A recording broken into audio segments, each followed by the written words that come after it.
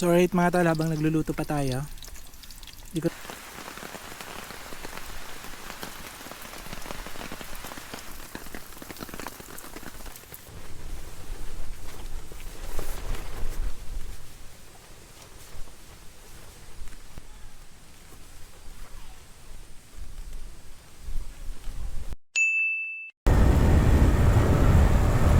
Good morning mga tol, at for today's video meron tayong magandang pupuntahan. Hindi man ganang kaganda yung panahon, pero meron ako magandang spot na ipapakita sa inyo. Pangalawang beses ko na itong punta dito. At yung unang beses hindi ko na ipakita sa inyo, hindi ko na i-vlog, dahil meron akong binalikan sa SM City. Kaya madalian lang ako that time. Pero that time sana magbablog ako, pero hindi lang natuloy.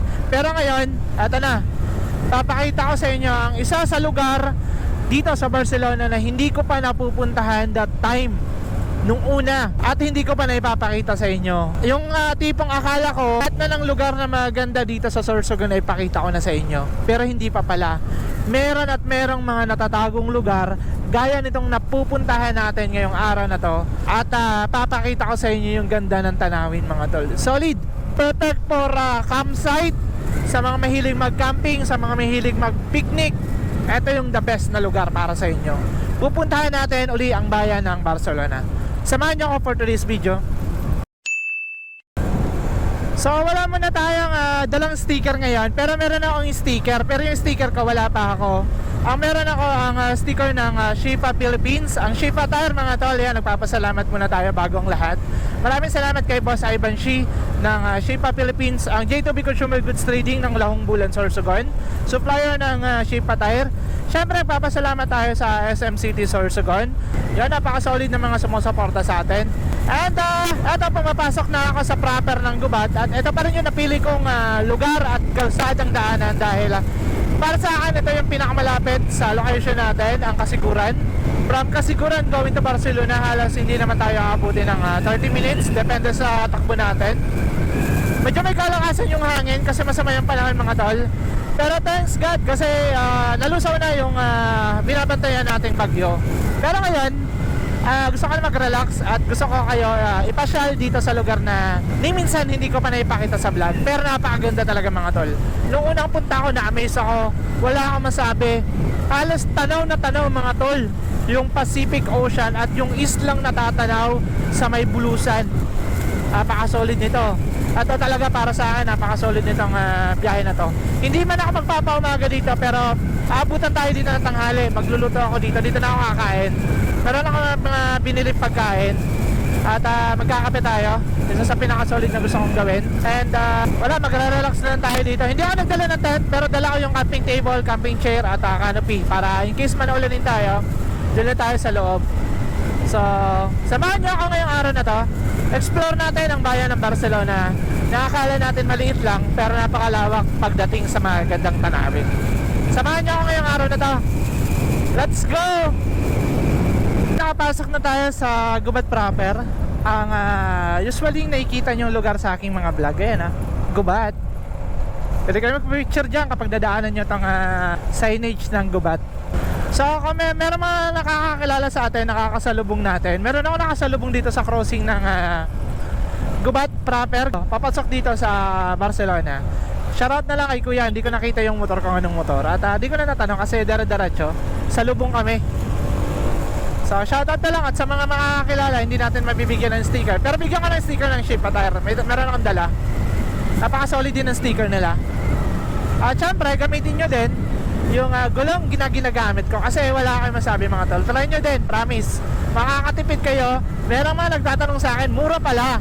Ngayon lang nila nalaman, mura lang talaga yung Shifa Tire na gulong. Presyong pangmasa, pero with quality. Kayang pang Baguio. Kalain nyo yun. Alright, umulan dito sa sentro ng Barcelona mga tol. At magagas muna ako. Pultang kasi akyat tayo ng bundok. Dito na tayo maggas. Alright, so meron nakakilala sa atin, yung nakilala natin sa checkpoint. Aldren Binaobra, tapos Aldren, shoutout kay Aldren Binaobra. Papashoutout tayo. Ezekiel Rube, tsaka si Mark. Ano yung mga tropa mo yun? Tapos sa pamilya ko, sa mama ko, papa ko. Oy, shout out. Family Brunsan. Family Bronsay. Brunsan po. Bronsay. Social ng family nyo ah.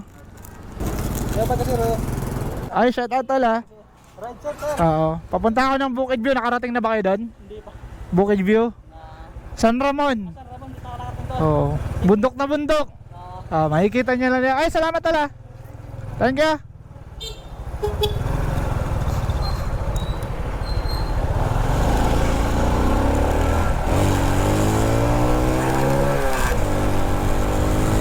Alright. Bumibira na ako at baba na tayo kasi anong oras na. Magsaset up pa ako. Ayun, meron nakakilala sa atin. Yung nakilala natin yun sa checkpoint. Paka-solid naman. Nakilala na naman tayo. Ang lit ng mundo namin. Shoutout kay Kuya sa Bronsa family. Family daw niya. Napaka-solid ng napaka-solid naman ang family name nyo. Bronsa. Parang Espanyol. Kasi itong Barcelona talaga mga tol, sinakop to ng mga Spanish that time. Mga Spaniards. Yun, hindi nagbigayan. So, kaya ganun mapapansin nyo sa mga family name ng mga nakatira dito, halos sa tunog Espanyol. So, minsan ko na din to na i-vlog na bayan ng Barcelona. Shoutout na lang! From doon sa gasolinahan, nakilala na tayo. Hindi ko lang na-shoutout. Yun, babakbak tayo para hindi tayo abutan ng ulan. Alright, so kakadaan lang natin ang sentro ng Barcelona at nadaan na lang natin sa kwentuhan. So malapit na tayo at doon na ako magpapatuloy ng vlog. At ipapakita ko sa inyo yung distansya simula doon sa papasukan nating crossing at papunta doon sa location. Bakbakan na natin to. Dito na tayo mga tol sa location na sinasabi ko, yung crossing na papasukin natin papuntang Bukid View. At hindi yan yung bundok. Yun, yung natatakpan ng ulap, yun yung pupuntahan natin, which is parte pa siya ng Mount Bulusan mga tol. Pero napakaganda talaga, solid. Ito ay tinatawag na Bukid View. At sakop siya mga tol ng Barangay San Ramon. Dadaan na natin tong Barangay Bangate, Santa Cruz. At simula dito mga tol, papuntang Barangay San Ramon, abutin tayo ng 7.1 kilometer. Malapit-lapit lang yan. Pero may kalayuan. Ganun ba yun? At ang ganda ng tanawin dito kapag papasok kayo. Di lang maganda yung panahon, pero napakasolid ng tanawin. Babawiin natin sa tanawin. Alright. So ingat lang tayo kasi based sa aking observation at experience ng unang pagpunta dito, meron mga under construction at meron mga uneven road. 2 lanes din siya, pero hindi siya ganun kalawak ng gaya ng nasa national road. Crossing lang talaga siya, kalsadang pang crossing. Ito yung mga sinasabi kong mga hindi maganda, putol pa. Pero kayang-kaya yung 4 wheels and kaya yung sasakyan pumasok. Kaya yung tricycle. Pero sa tricycle mga tol, advice ko na hindi ganoon kadami yung sakay. Kasi ipapakita ko sa inyo kung bakit pagdating doon sa taas. Alright, akyat tayo.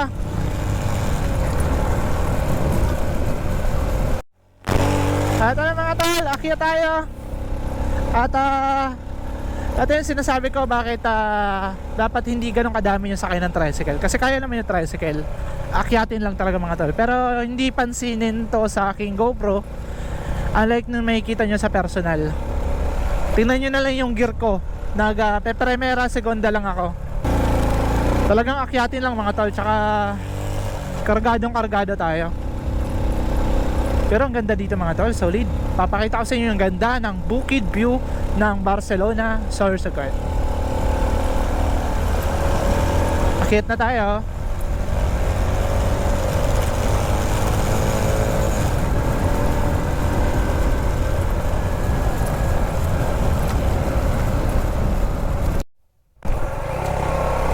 May baka mga tol. Sa gitna pa dumadaan. So ito yung typical na mga pinapasok kong lugar. Wala masyadong kabahay-bahay. Although nakakatakot, pero para sa akin ito yung pinaka magandang lugar na napupuntahan ko. Solid, di ba? Ganda oh. Wala man lang kabahay-bahay simula nung pagpasok ko dun sa taas. Sa baba merong bahay, pero pag simula dun, paakyat ka, wala na, bihira na. Yan o, kakaunti lang, pa isa-isa. Pero ang ganda dito mga tol talaga. Ito yung word of the day natin, maganda. Ang ganda. Ayan, meron namang mga signage mga tol. Bangin nyo no, napakalalim. Kaya ingat kayo dito. Huwag kayo masyadong bira ng bira kung first time nyo pumunta dito, kasi meron kayong mga bangin na matatanaw dito. Halos tanaw na tanaw talaga. Di nyo lang mapapansin kasi madamo. Pero sa baba, napakasolid ng bangin. May kalalagyan kayo dito. Yan o, meron sila dito mga farm. At pansin ko sa mga kalupaan dito, halos karamihan private na. Meron ng mga kudal. Sa Bicol tinatawag. Kung sa Tagalog mayroon ng mga bakod. Yan. Pero ang ganda mga tol. And based sa aking experience sa assessment ng kalsada, overall simula dito sa baba sa pinasukan natin paakyat, almost 70 to 80% ang ganda ng kalsada. Meron lang mga portion na hindi maganda, kaya advice ko na mag-ingat po. Diretso lang to. Pag kayo dito sa Agri-Hope, kasi iba naman to. Dito lang tayo diretso. And merong crossing doon, mag-right turn kayo.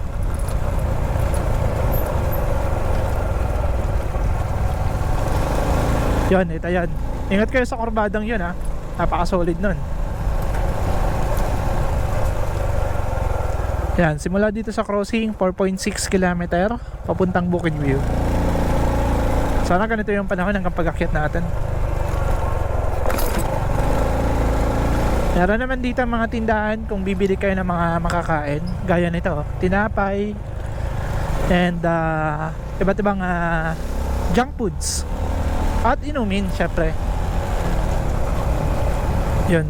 Kaya habang nandito pa lang kayo sa baba, mamili na kayo kung magpipiknik kayo dito or magkakamping. Pero yun, advice ko sa inyo mga tala, kapag magkakamping kayo dito, ipaalam nyo sa Barangay San Ramon, kasi Barangay San Ramon yung nakakaalam, para at least yung mga barangay official alam na nandito kayo magpapaumaga. Ikidaan lang. Yun, matubig, gawa ng umulan ngayon at paakyat na naman to. So napakaganda nitong tourist spot na to mga tol ng Barcelona kapag dinevelop pa to bilang isang camping site or pasyalan talaga para sa akin. Ito yung sinasabi ko sa inyo, hindi magandang kalsada. Simula dun sa crossing na merong 4.6 km signage, hinay-hinay na kayo. Kasi maliban sa paakyat, merong mga portion ng kalsada na lubak-lubak na. Yan tsaka kapag maulan, ganito, pababa yung tubig. Salubong nyo yung tubig kapag galing kayo sa baba. Uy, ang lamig mga tol, solid. Ito yung lamig na mararamdaman nyo pag akyat nyo yung Baguio. Lamig. Tsaka merong fog. Ay, hindi pala fog, na-prank lang ako. Meron palang nagbubuko yun Pero ang lamig mga tol. Meron siyang talagang fog, kaunti lang. At meron signage, 3.6 km simula dito. Hindi naman dito nagkulang yung Barcelona sa signage. Kaya lang napakalayo niya sa sentro. Parang sakop na siya ng bulusan mga tol. Ang lamig. Grabe. Tsaka dami na lang buko.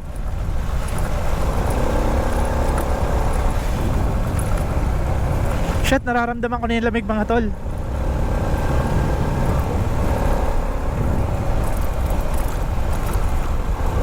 Kita tayo, doon na lang tayo magpapaalam kung sino yung tao na nandun.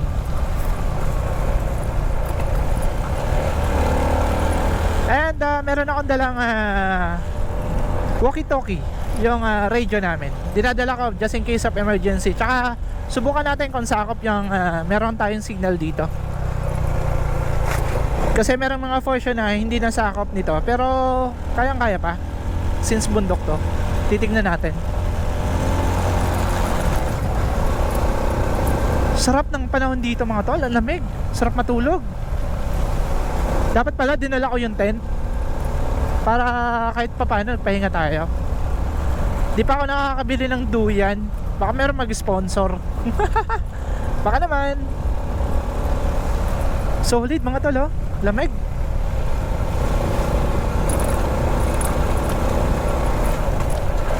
Feeling ko malapit na tayo. Alright. Lubak-lubak.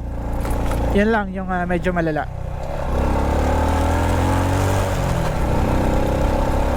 Ganda, oh. Pinapaganda nila dito. At programa pa yan ng ating gobernador dito sa Sorsogon. 2.6 km. Simula na lang dito. Malapit na. Barangay San Roman, tatanong tayo.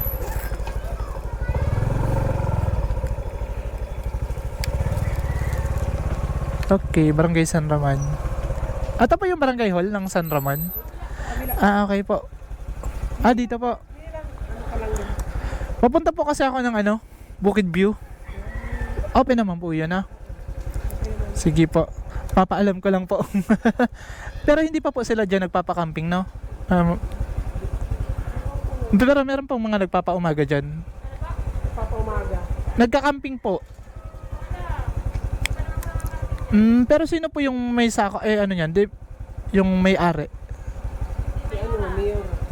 Pero wala pong taong nagbabantay doon. Meron yung sa pupunta sila ng naglilinis. Opo. Sige po. Thank you po.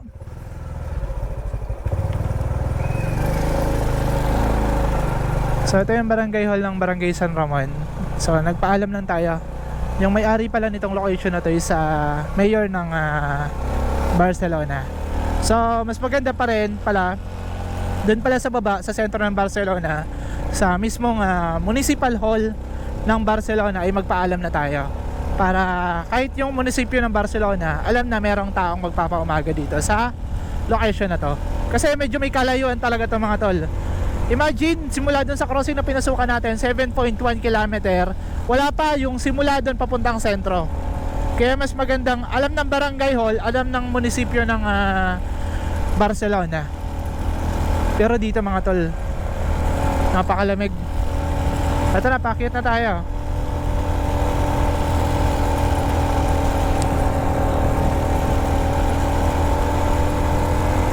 Wala pa mga nakakapunta dito. Kasi kahit mga taga Barcelona yung nakakilala sa atin. Ito, one way to, kaya bigayan lang dito. Ay hindi pa daw sila nakakapunta dito. Ibig sabihin din, develop pa lang tong lugar na to. And sabi ng barangay official, hindi ko natanong si ma'am kung kagawad ba or anong position niya sa barangay hall, ay wag lang kayo mag-iwan ng basura dito.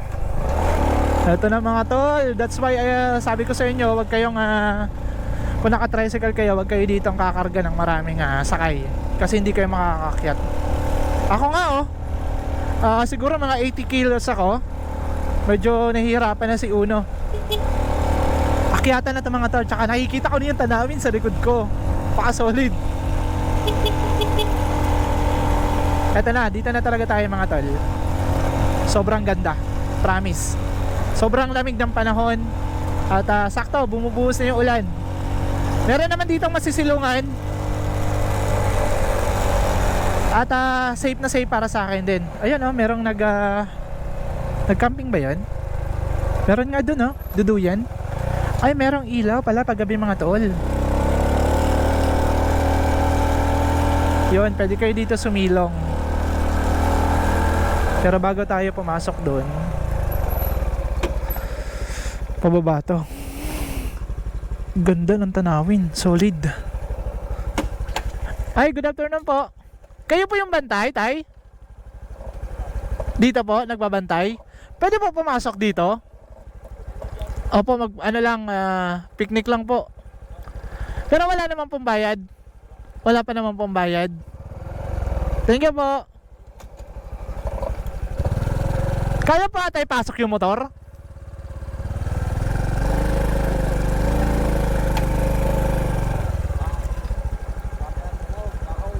Okay po. Makahoy lang po, no? Tignan natin. Ay, pwede.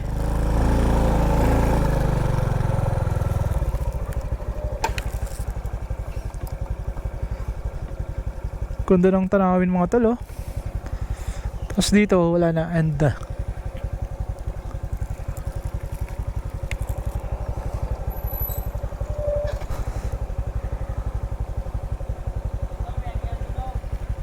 meron po doon? Lulubog ba? Ipasok ko na lang po. Kargado po eh. Meron daw dito, sabi ni kuya. Sila yung nagbabantay nito mga tol. Ay, ito. Ay, ito, pwede. Kayang-kaya dito. Tapos doon na lang tayo akyat. Yun.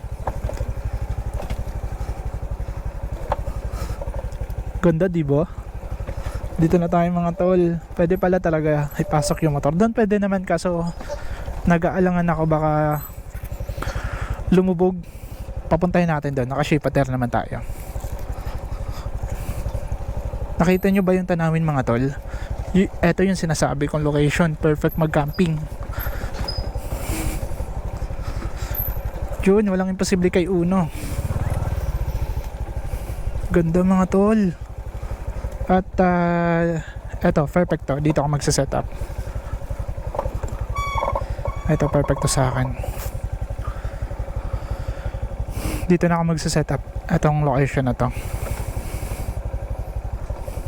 Perfect. Ganda mga tol. Tsaka mayroong tao dito. Solid. Meron nga, oh. Maglilinis to. So right mga tol, dito na tayo sa location. Ganda ng view. Dagat mga tol. Medyo maulan nga lang, pero dito napakaganda. Sobrang presko, lamig. Tsaka meron naman palang mga ilaw, solar. Pero nung tinanong ko sa barangay about pwede mag-camping dito, wala pa silang idea. So pwede tayo dumaan ng munisipyo ng Barcelona para malaman natin. Tsaka maraming punong kahoy dito. Ganda, oh. Dito na tayo magpa-pesto, set up tayo dito. At dumating tayo ng anong oras. Kasi umalis ako doon alas 9.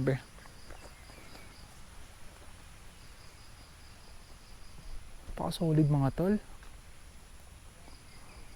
Perfect location. Tsaka doon ko dinaan yung motor mga tol. Sa taas na yun. Kasi dito pwede naman. Kaya lang lupa. Baka lumabog yung gulong natin. Time check 10:14. Saktong-sakto lang alas 9 tayo umalis. Ito na si Uno. And nakapresto na. So setup tayo dito. Perfect to.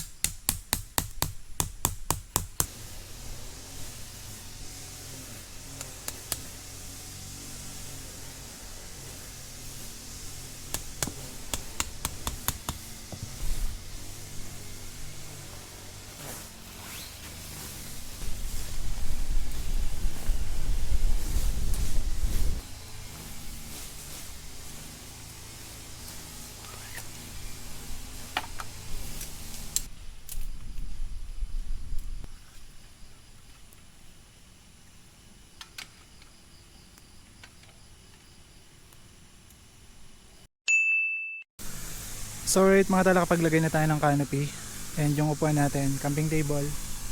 Meron ditong nag-grass cutter sila kuya.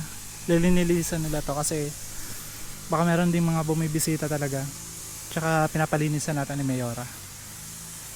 Ganda. Meron na nakatambak na basura dito. Pero sana naman wag na tayo mag-iwan ng basura dito. Alright, so magluluto ako kasi alas 11 na. Dito na tayo magluto.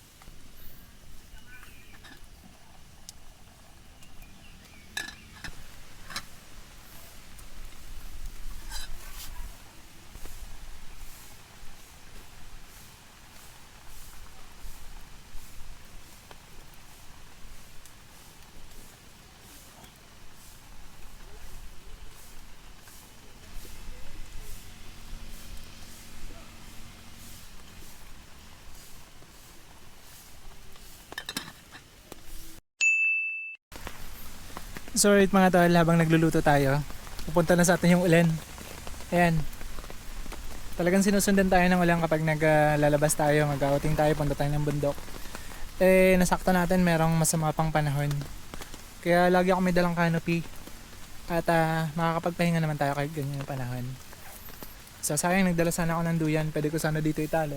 Papunta doon. At makakapagduyan tayo after natin kumain. So ito, nagsasayang ako ng kanin and meron akong sinabay na okra.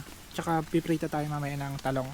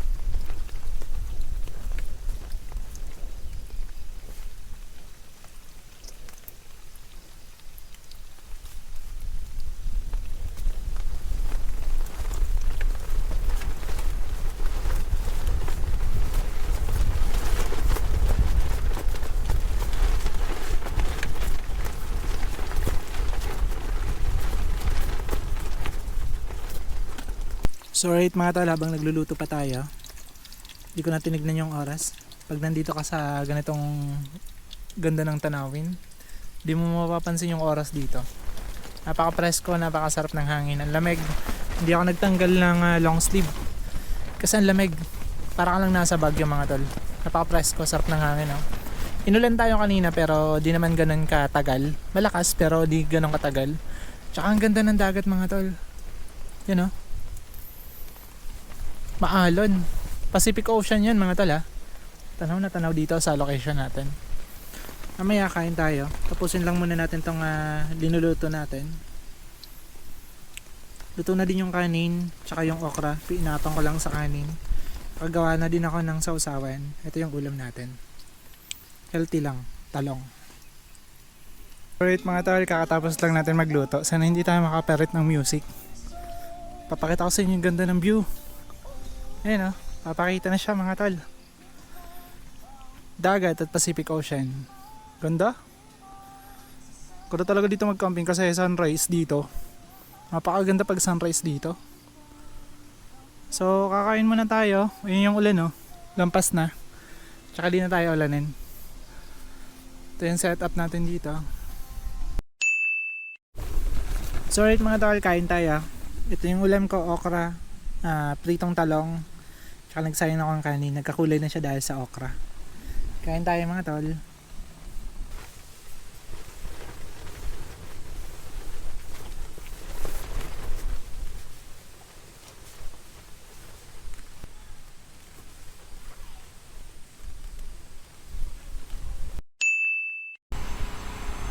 Sorry mga tol, maganda na ulit yung panahon. Uminit na dito sa bukid.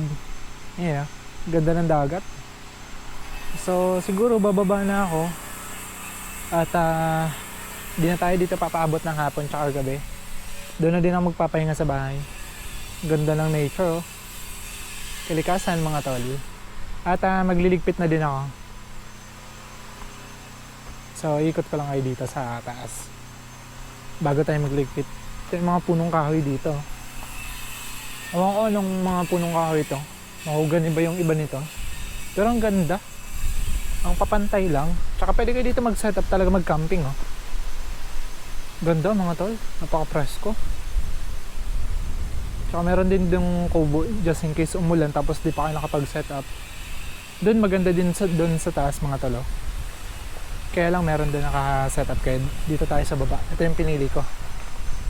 Pero kahit pa paano, ang ganda pa rin. Kahit saan ka dito pumesto, napakaganda ng view mga tol. So magliligpit na tayo.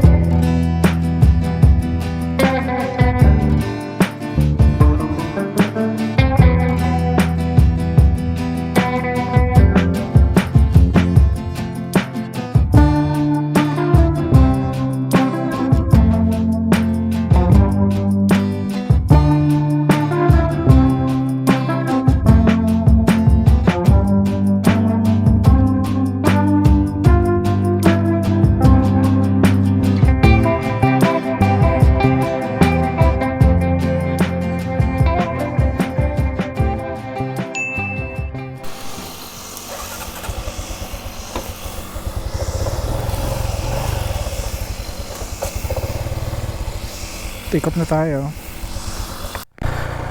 Alright mga tol, nakalabas din. Kala ko di ako makakalabas doon. Na-stuck tayo, pumutik. Hindi na nakakiyat si Uno. Masyado pala mataas kapag pinasok yung motor doon. Pinasok natin eh. Alright. Salamat kala kuya, tinulungan tayo. Buti na lang tinulungan tayo. So alright mga tol, nakalabas na tayo. At pabalik na tayo ng kasiguran. Merong ibon sa gitna ng kalsada oh. Anong ibon kaya to? Uwak? Yan oh. Kinakain niya yung patay na, ano ba yun? Daga? Ang bihira talaga tong mga uwak. Mga patay yung kinakain.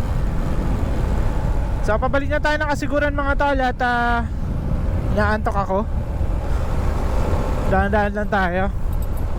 Dami kong liligpitin at huhugasan pagdating sa bahay.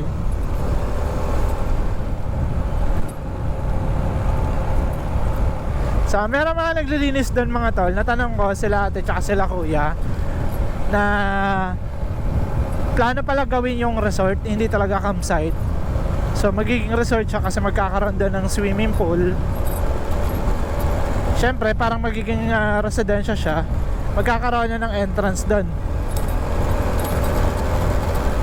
Pero magandang location.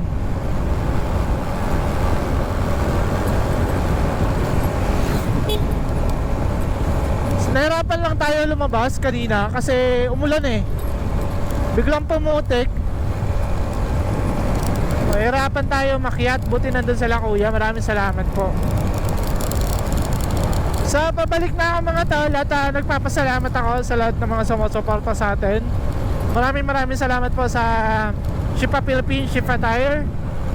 Maraming salamat po sa Shifa Philippines, sa Shifa Tire, J2B Consumer Goods Trading, and SM City Sorsogon, Kasiguro Printing Shop. Maraming salamat po. So hanggang dito na lang mga tol. Nagpapaalam na ako at tatapusin na natin itong vlog na to. Dito na ako magpapaalam. Maraming salamat po.